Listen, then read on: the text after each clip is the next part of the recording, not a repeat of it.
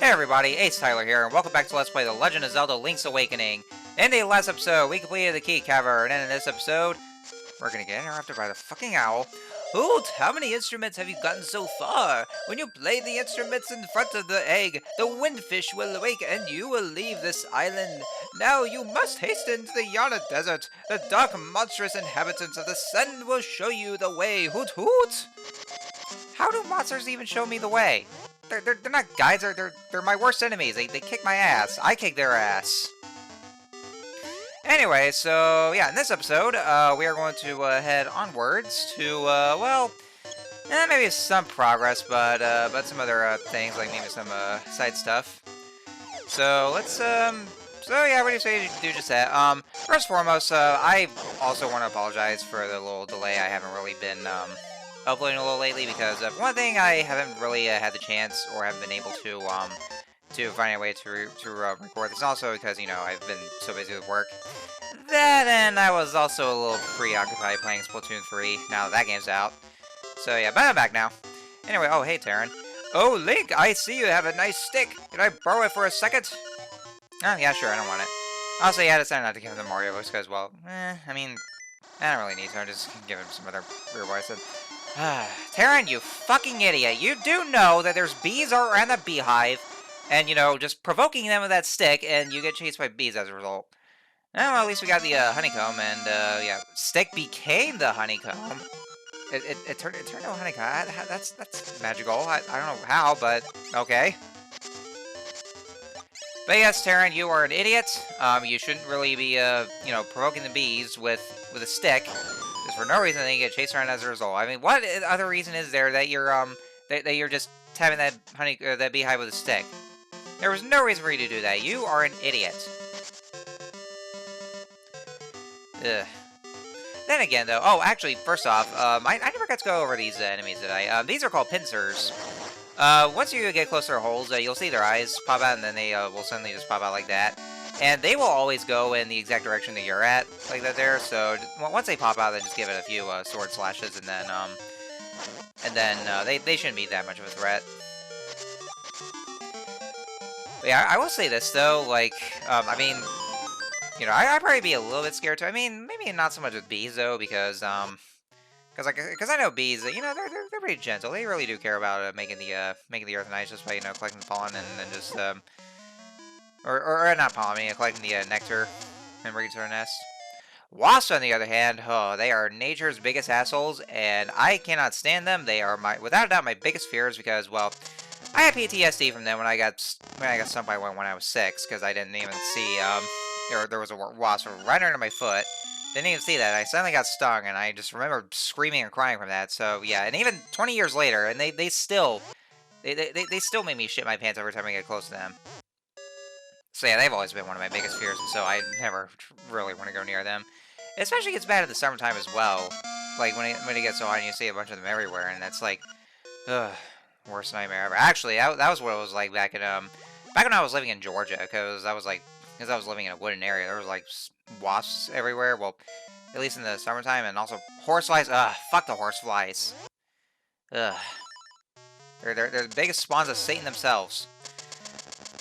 Anyway, yeah, going on a little tangent. I actually recorded. I did a couple other recording attempts because, for one thing, I was really running low on bombs, and I was going in there because I mean, I wanted to go in there just to get that get those treasure chests, you know, the rupees and that heart piece.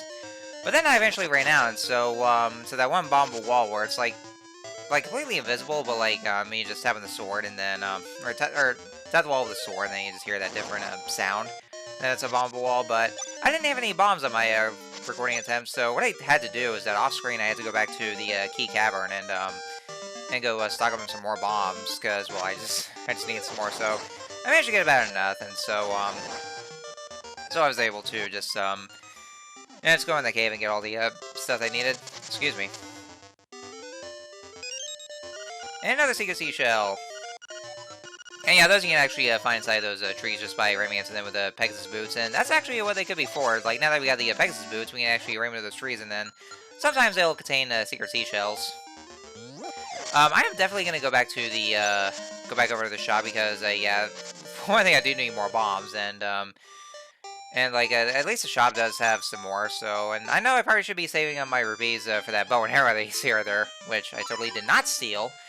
But yeah, I do want to say that. But then, those bombs only cost about 10 rupees, and you still get rupees, like, anywhere in the grass or shrubbery. Alright, so now I got more bombs. Alright, and then, the next thing we gotta do, since we also have the power bracelet and the Pegasus boots, which we're gonna need. Hey, bro, about the dream shrine there. They say there's something good inside. I better not say anything else, as I'm just a kid. Oh, yeah, kids should not even know that. You're just a kid, you don't need to know. Alright, so let's go ahead inside this, mysterious building here, and, ooh, it's a bed.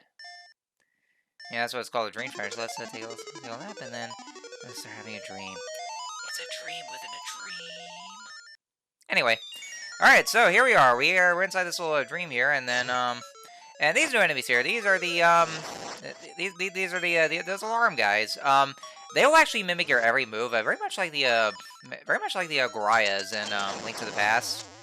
Where, like, whichever direction you're at, they will always mimic your moves. So the best way to actually kill them is, well, you can actually use the spin attack for one thing, but when you see a bunch of them, that's actually best to use the Pegasus boots on them, and so that way I can just ram into them.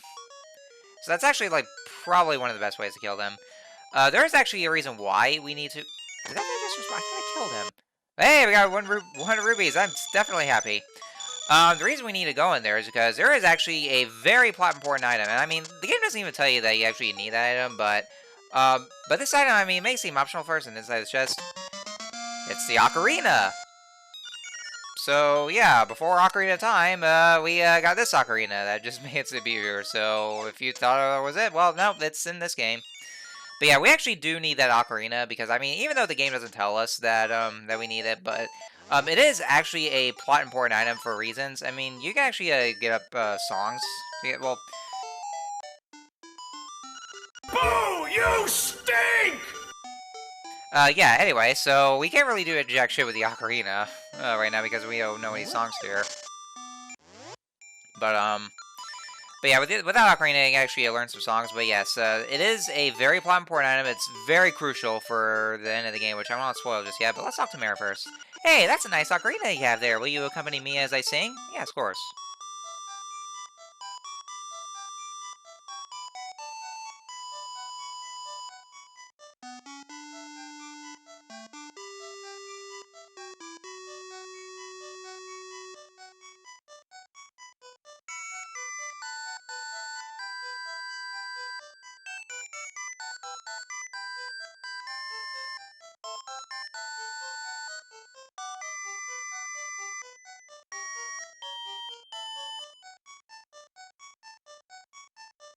So, how do you like it? It's really touching, isn't it? Does it stick in your mind? Oh, yes, it does. It does keep in my mind. So yeah, now we have learned the Ballad of the Windfish. This song will always remain in your heart. Please remember this song. You should play it every once in a while to keep it fresh in your mind. And yes, we would do that. But yeah, it's not only actually with the instruments and sirens that we need, but yes, we actually do need the ocarina, and we also do need to learn the Ballad of the Windfish because talk about Chekhov's gun. It's actually going to be very crucial to us for our ultimate mission of a Wing of the Windfish, because how else are we going to use the instruments and sirens though? Because we actually do need something along with it. So yeah, that's actually the reason why we need the ocarina. It may seem optional at first, but yes, it's very it's basically a plot MacGuffin, basically, or like I said, a Chekhov's gun, which I will not say anymore. Consider all things considered, but that's actually what we need. So, all right. So for this one, I kind of got a little. It's okay. You can see I kind of teleport from one place to another. There's another secret seashell inside this tree here, and it's acting a little. It kind of spazzed out for a bit. I don't know if it was the video feed or is it just the or it could be just the sprite animation for the Game Boy, or at least the Game Boy Color. I guess this is just that one little thing, but Speaking of aesthetics, though, oh yeah, this is actually so this is how expanded the map of Colin Island is. I was kind of trying to find my way to because that's actually where I want to go, like basically back up there. Because there's actually well, there's one location there, or at least one town that we're gonna need to go to, but we're not gonna explore fully in this video. Like probably in the next video. Mainly because of other stuff to collect. Like we're just kind of still doing this little collectathon right here.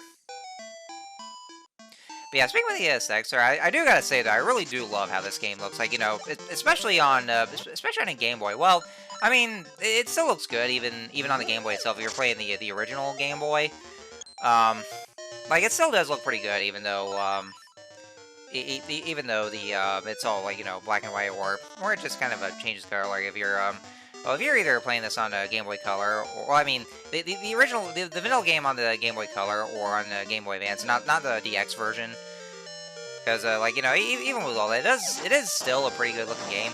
But you know, the DX version on the Game Boy Color, oh yeah, you know, thanks to the added color in this game, it really does look beautiful. I will say. I mean, even on even on limited hardware like this, and I know this is like, you know, on, you know, it's all like 8-bit, but I will say though, this is definitely, without a doubt, one of the best looking Game Boy Color games.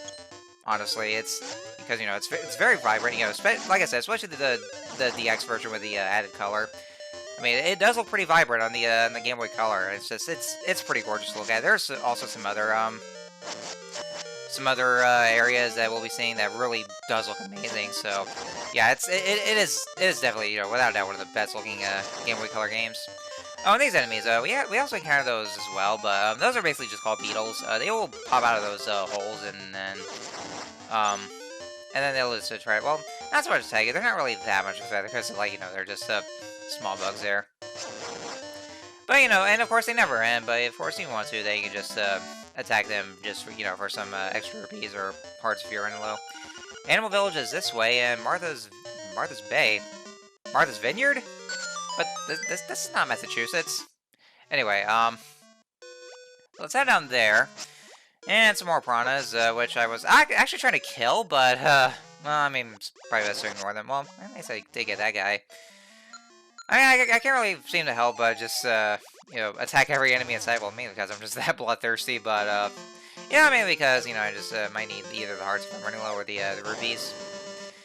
And if you go across these screens there, yeah, there's gonna be a lot of enemies like those bombers and those buzz blobs, because they are pretty much all over the place. Yeah, you want to watch out there because they're like everywhere. And so, welcome to Animal Village. It's that way over this way. Did I say the same thing twice? I don't know. I just woke up. Well, I mean, I had my coffee, and so yeah, anyway, it's such a nice day. We need a song from Marin. Alright, so this is Animal Village. It's basically, you know, as the name implies, just a town with animals. Hey, did you know Animal Village and May Village are sister cities? Yes, even though they aren't large enough to be called cities. Anyway, I heard from a very good source that they have a dream shrine in Mabe, and that it has something good inside. Is that true? Well, lo and behold, I actually did just get out of there. I can't go to Mabe Village because of all the monsters. I hope Marin is alright. Oh, she's fine. I mean, she can handle on her own. So yeah, Animal Village. Well, I'm not really going to be doing much in Animal Village. I'm basically just entering and then just leaving. But mainly just short off. But we will be doing more in the next video. The thing I gotta say for Animal Village, like, it kind of does sound a little repetitive on these on some of these scores.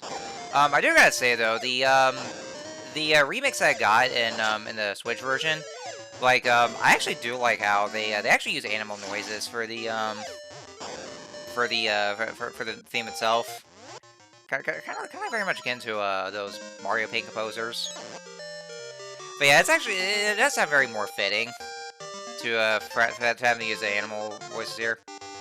Secrets are like water when it comes to bridges. Oh, and he's implying a little secret here. Yeah, like I said, the remix in the Switch version of the Animal Village guy, they actually used animal noises for that, which is actually a very nice touch, and it makes sense as well, because, you know, it is Animal Village, so of course they would. Because like, you hear like dogs barking and cats meowing to the tune. It's actually a nice touch. I kind of like that.